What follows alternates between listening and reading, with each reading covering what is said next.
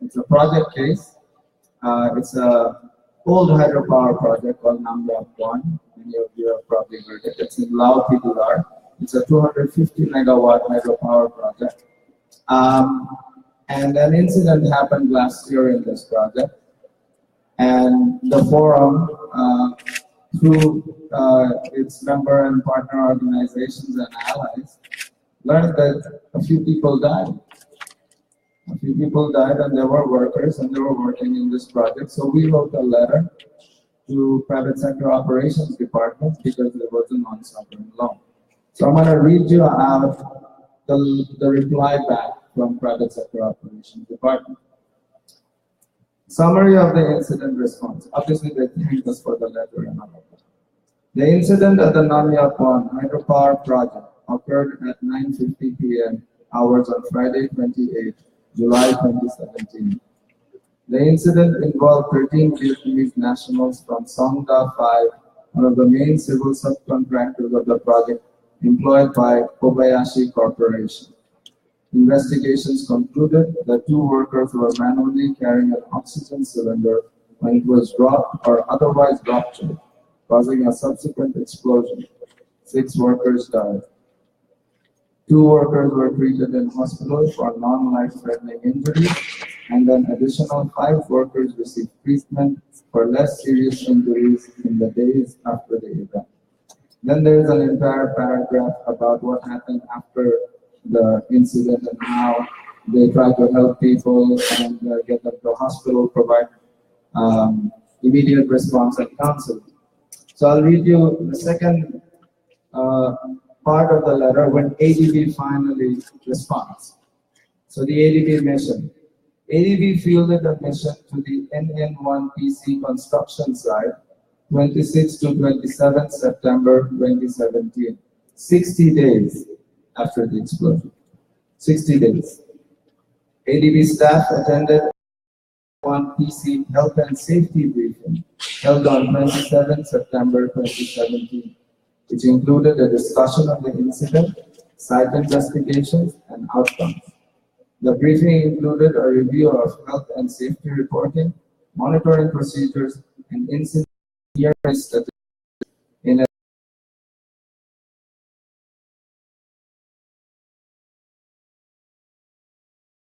the corrective action plan. ADB confirms that all proposed actions have been implemented with relevant evidence provided by NN1 PC where applicable. The mission also verified that the new cylinder transport measures are being employed on the site by workers. Outcomes. ADB is satisfied that NN1 PC, its contractors, and subcontractors are committed to adherence to ADB safeguards policies and core labor standards in its operations. This has been demonstrated by the implementation of occupational health and safety and core labor standards on site, including a high standard of health and safety management and reporting. While the incident is deeply regrettable, a thorough investigation has been undertaken by both the Lao PDR authorities, the contractor and site owner, and appropriate remedial actions have been put in place to prevent the incident from recurring. Sincerely, PSOD. So that's how policies like that get implemented when they're not binding, when there is no real binding requirement for the bank to deliver. So if they don't deliver, there is no case of non-compliance. So if there's no case of non-compliance, there's no accountability. So it depends on a few select individuals who care enough to think that they need to go to the ground and see what happens. And how many in this flexible to have that flexibility to deliver when we don't have the right binding requirement.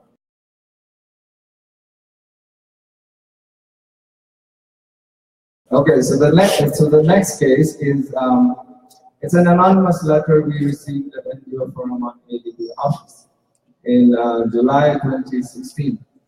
The letter was sent to us by temporary service workers here at the Asian Development Bank. They are on temporary contracts, so the letter is obviously written by a disgruntled employee and cites the fact that their temporary worker status makes them seen and perceived in a lower eye by those who are full-time working in the ADB administration. They are called tempos. So the tempos are hired through a private sector service agency. In this case, there are two. DBC, or the Development Bank of the Philippines, and the other is the Land Bank Corporation of the Philippines.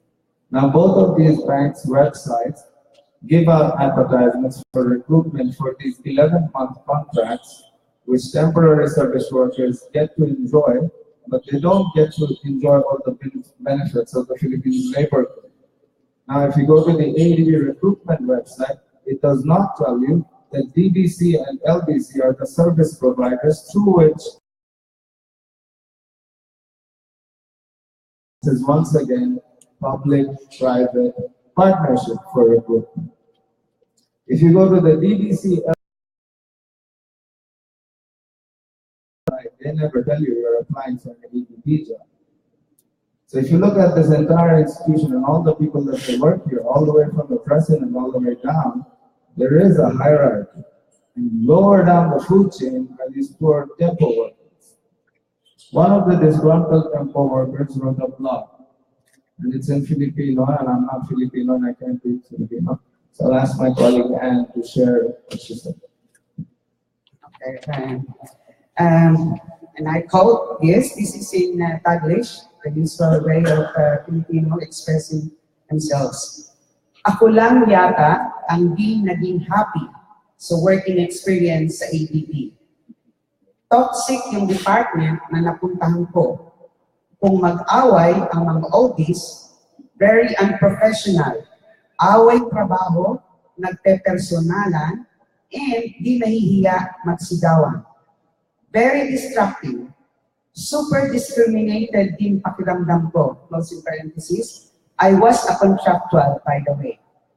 12:30 lang pwede pumasok sa kantin. Pag may nawala, sa contractual agad ang turo. There was a time na yung pregnant teammate ko, doon sa entrance ng visitors, tinataas yung blouse. Just to make sure na pregnant kami talaga at di nagnakaw ng kung ano. Iyak si office mate noon. Basta ito lang ang napasukan ko na di ako naging happy. Bright side is okay. Talaga tingnan sa resume. End of quote. So do you want to translate that for the international audience? Well, probably not a professional here. I'm the only one who seems to be unhappy with unhappy working experience in ADB. The department where I'm working is toxic. They quarrel. When the oldest quarrel, they are very unprofessional. It's job-related conflict, but they take it personally, and they don't get embarrassed shouting at each other. Very distracting, super discriminated. That's how I feel. By the way, I'm a contractual employee. It's only 12:30 where we can enter the canteen. But if there's something missing, they always easily point to us. There was a time when my pregnant teammate was asked to raise the blouse at the entrance of the store to make sure that she's really pregnant and that she did not steal anything. So she cried. Then they say, this is the only place that I've been employed and I'm not happy. The only bright side is that it looks good in my resume. So in summary, time's gone. I think the stories are evidence. Thank you, Ryan and Ali, for the information on the disadvantages both in the ADB project and also the ADB headquarters here in Manila. Ruben, so please. So thank you for inviting me to this important discussion and seminar. As being mentioned, my name is Wendy Walker. I am a Policy and Program Officer at the organization called Union to Union, And Union to Union is a secular, non-profit solidarity support organization which is based in Stockholm, Sweden. And we cooperate with the trade unions globally. I would like to start on the positive side a little bit, and saying that we are very positive to the relatively recent decision by the ADB to appoint a special senior specialist in core labor standards within the ADB. And we are also very aware of the fact that the ADB repeatedly has expressed its concern regarding core labor standards, and that they also should comply with the core labor standards in all their procedures. However, and there's always a however, by listening to our partners, the global trade union movement and their affiliates, we are very aware of the fact that the trade union movement at the moment, as we have heard here, are very concerned about the implementation, the effective implementation of core labor standards into the procedures of the operations that the ADB has at the moment, and lending requirements.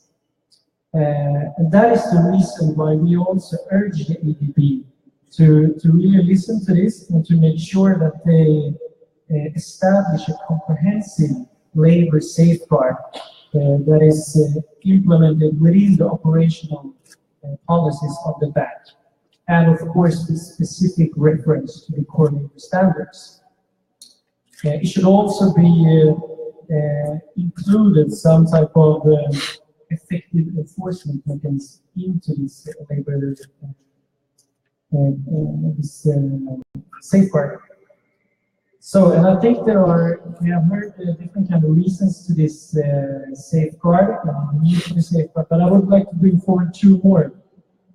Firstly, I think it's very important when you're having this discussion when it comes to labor rights and trade union rights that we are aware of the context in which we are talking. And several of the panelists here have raised the issue of the region and the problems that we can see when it comes to trade union rights and human rights at work within this region. And coming from an organization that has been conducting trade union cooperation with local partners in Asia for more than 40 years, I think it is crucial that we take the situation in the region into account. And as many of you are aware of, I'm sure there are a number of countries within this region that actually undermine trade union rights by new laws and new legislation. There are also the fact there are countries where implementation of existing laws is also really substandard.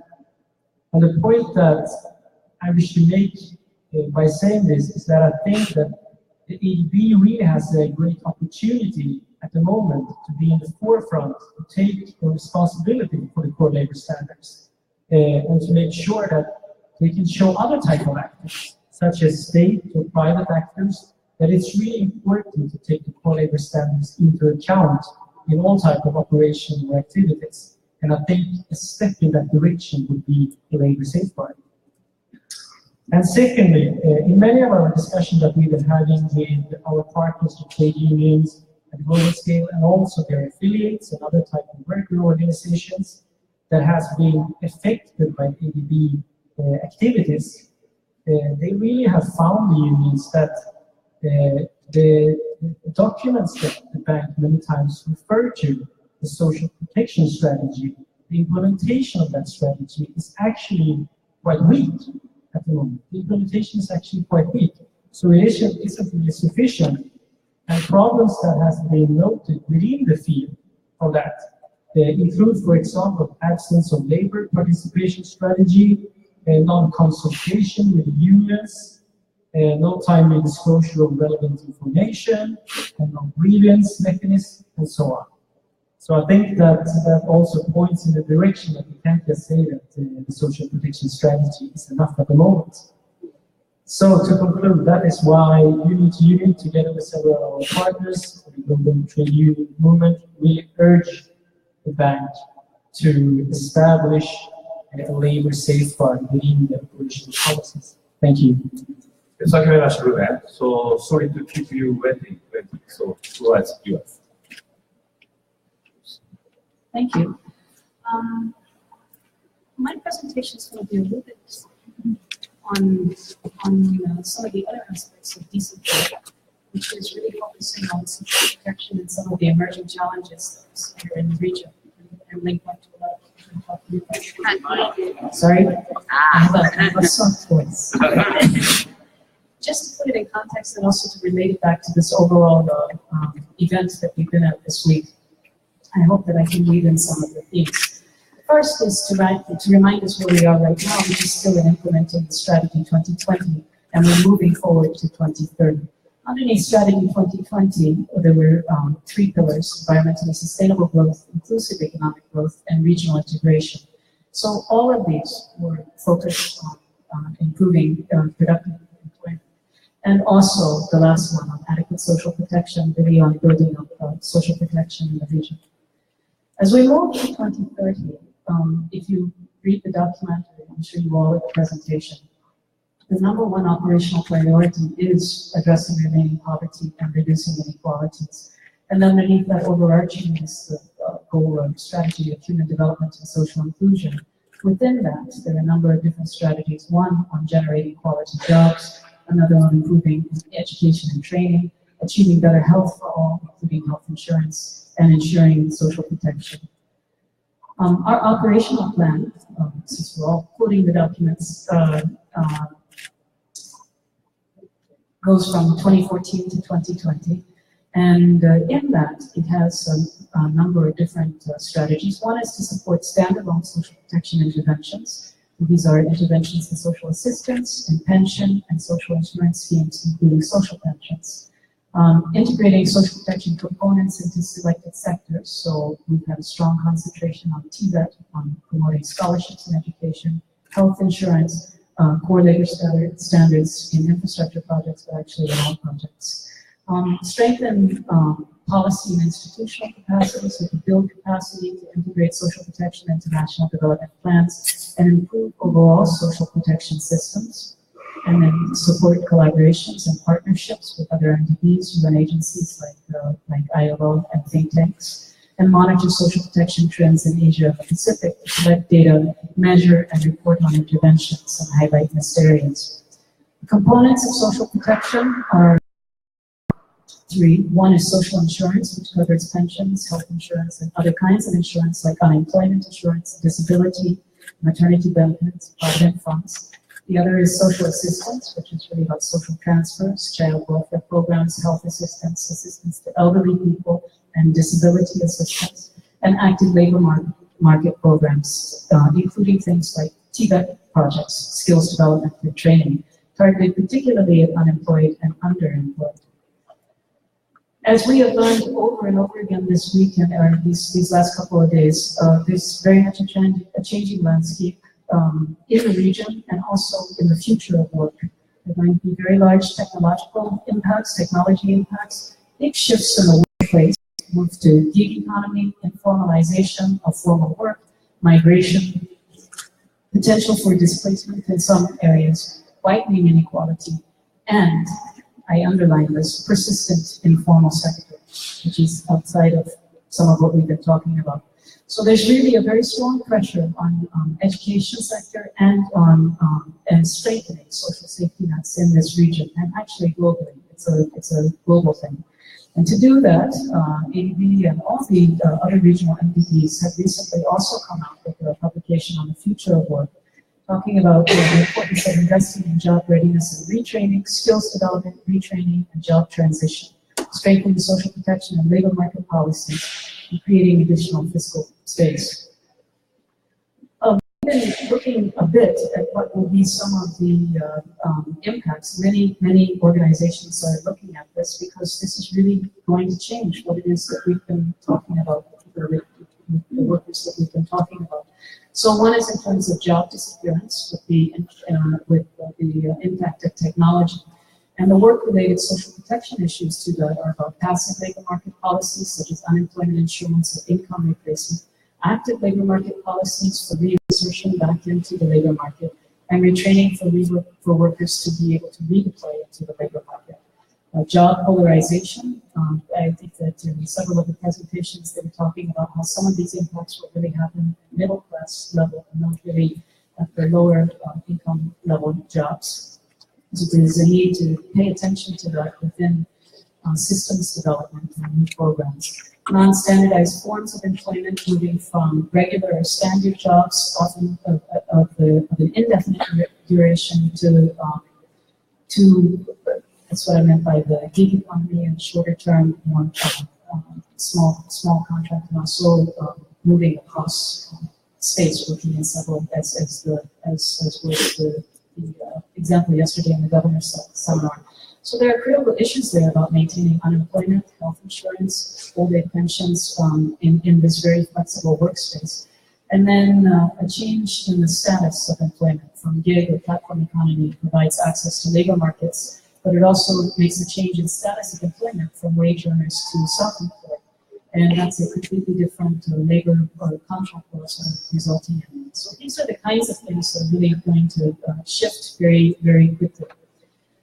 When we look back at some of the work that we do under, and the analytical work under the social protection indicator, it's, as you said, our number is a little bit higher. The coverage of social protection in Asia averaged 55% of the intended beneficiaries.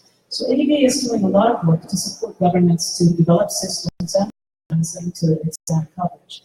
We monitor social protection spending, coverage, benefits, distribution impact through the social protection indicator. There's a very good if you're interested. And this is also used to contribute to new policy and program development in the region. We have ongoing technical assistance in the area of strategies for financing social protection to be able to really investigate in depth countries where money can be found to support some of these programs. And also upcoming technical assistance to build DMC capacity and also to increase the pipeline of social protection projects, which is also something that's highlighted in our strategy. And some conclusions from the most recent data that we have are that social assistance, cash transfers, and social pensions cover are expanding in many countries, but active labor market programs remain underfunded across the whole of Asia.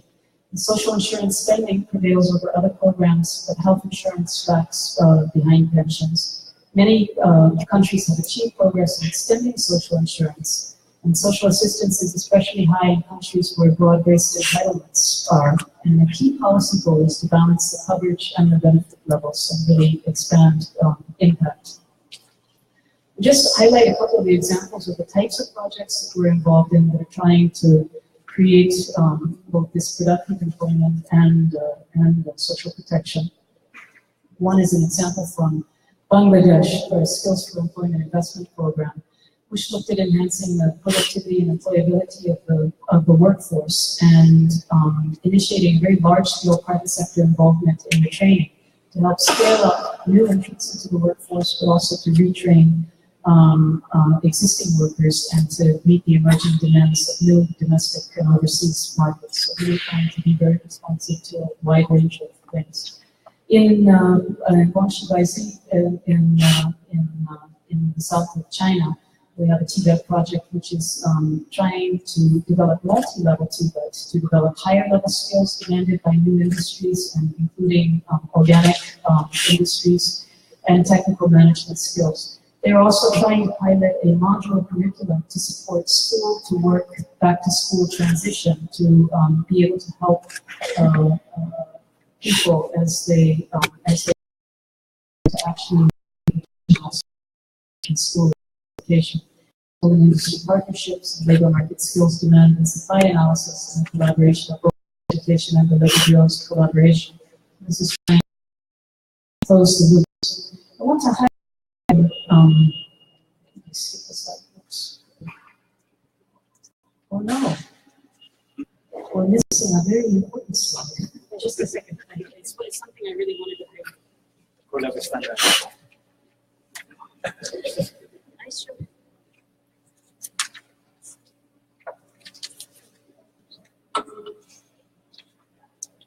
Oh, I'm sorry. Anyway, it's a very interesting project. It's actually knowledge work that's leading also and linking very well to projects. It's called the Smart Grid Technology and Inclusive Development. And this is a partnership that ADB is doing with the Melbourne, University of Melbourne. And it's really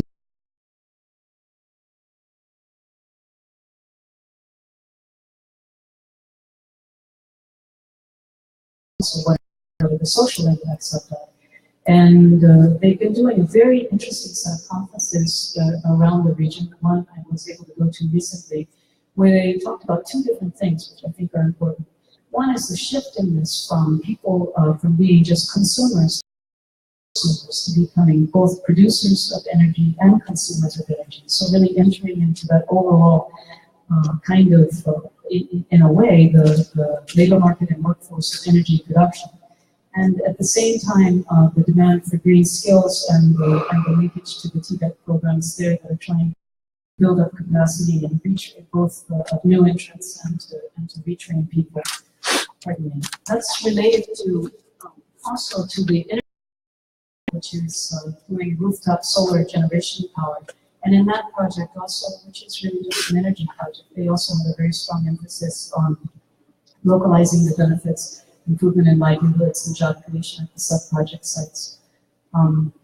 It's there, it was at the bottom. This one, great now.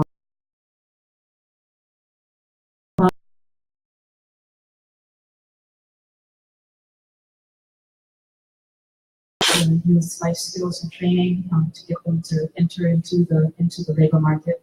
And related to this was technical assistance program on employment facilitation for inclusive growth, which focused on labor policy analysis, a comprehensive review on regulatory impact assessment and selected provisions in the labor code and other areas.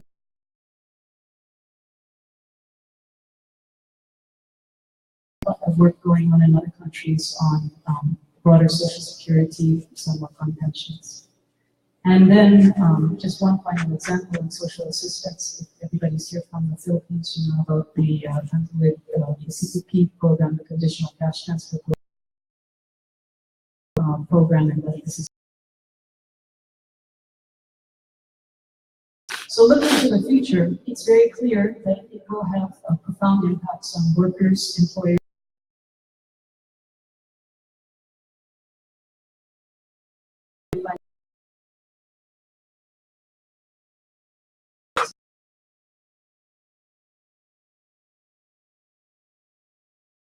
sector as well. I think there's very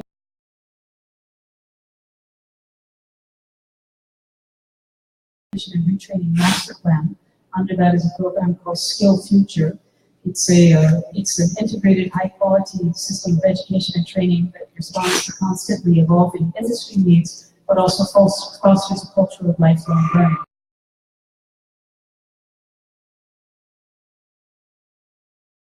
Talked a lot about aging at this conference also.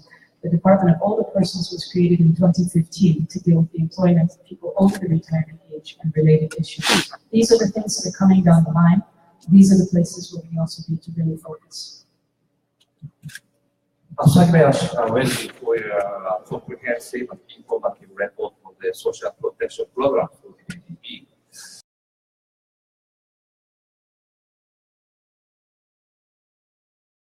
For a comment from the floor. Would you raise the hand? Yeah. One, two, three. Okay, that's it. So could you start? 1, 2, 3, 4. Okay. So please identify yourself before you finish. So who?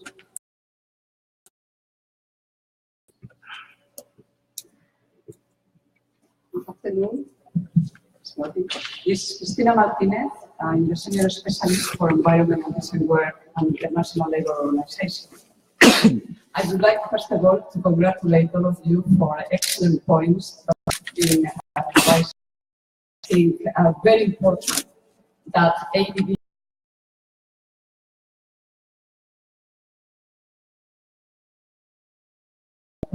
at the workers' organizations representatives here have rights we are at a very important point of the collaboration that Wendy Walker has started to do. ADB standards. Things might take some time. The history in ADB projects have started.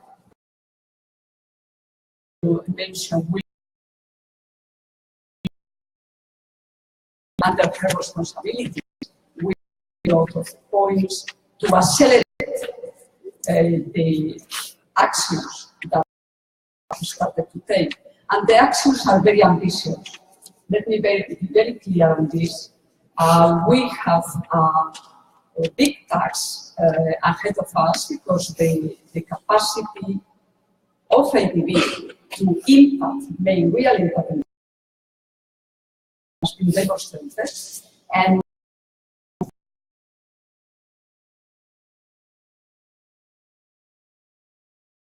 is going to take the projects to a next level. And I think in this regards, we from the ILO feel privileged to work hand by hand.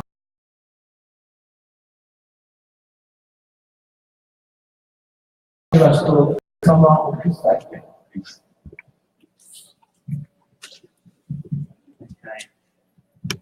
I'm Reza Ryan. I'm a representative of Zara from Australia. I'm not talking on behalf of the Zara community only from Australia, but actually it's worldwide. We have, I just want to bring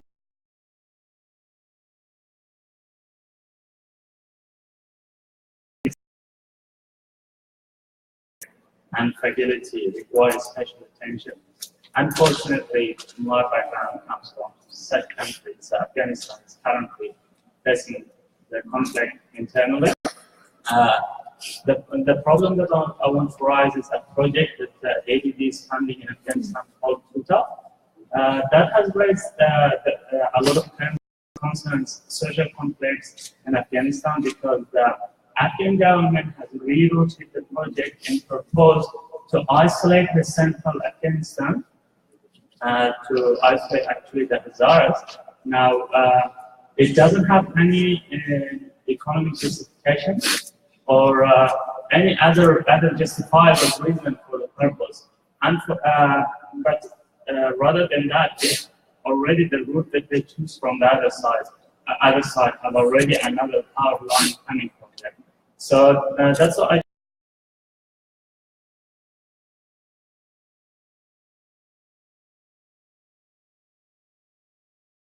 say.